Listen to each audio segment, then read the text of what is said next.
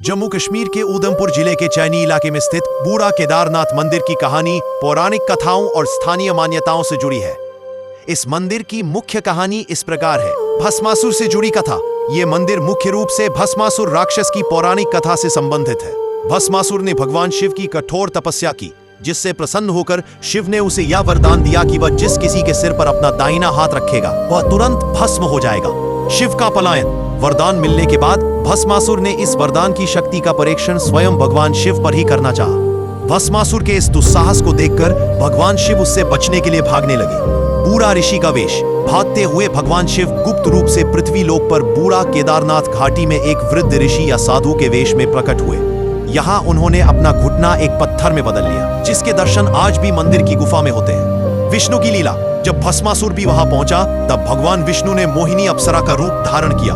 मोहिनी ने अपने नृत्य से भस्मासुर को मोहित कर लिया और उसे अपने सिर पर हाथ रखकर नृत्य करने को कहा। जैसे ही भस्मासुर ने मोहिनी की नकल में अपने सिर पर हाथ रखा, वह भस्म हो गया और राख में बदल गया। स्थानीय लोग आज भी मंदिर के बाहर एक उभरे हुए स्थान को भस्मासुर की राख मानते हैं।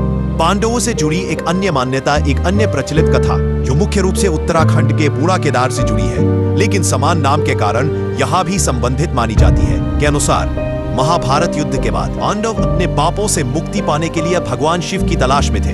भगवान शिव ने पांडवों को दर्शन देने से बचने के लिए एक बैल का रूप धारण किया और बाद में एक वृद्ध व्यक्ति बूढ़ा के रूप में प्रकट हुए। इस स्थान पर पांडवों ने शिव के वृद्ध रूप के दर्शन किए। शिव ने उन्हें आशीर्वाद दिया और एक विशाल शिवलिंग में विलीन हो गए।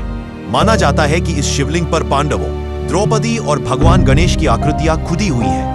मंदिर की विशेषता जम्मू कश्मीर के इस मंदिर में एक प्राकृतिक गुफा के अंदर पत्थर से बना भगवान शिव का एक घुटना है, जो बिल्कुल इंसान के घुटने जैसा दिखता है।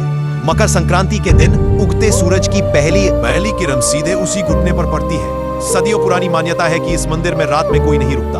अगर वीडियो पसंद आए हो तो सभी के साथ शेयर करें और चैनल को सब्सक्राइब जरूर करें।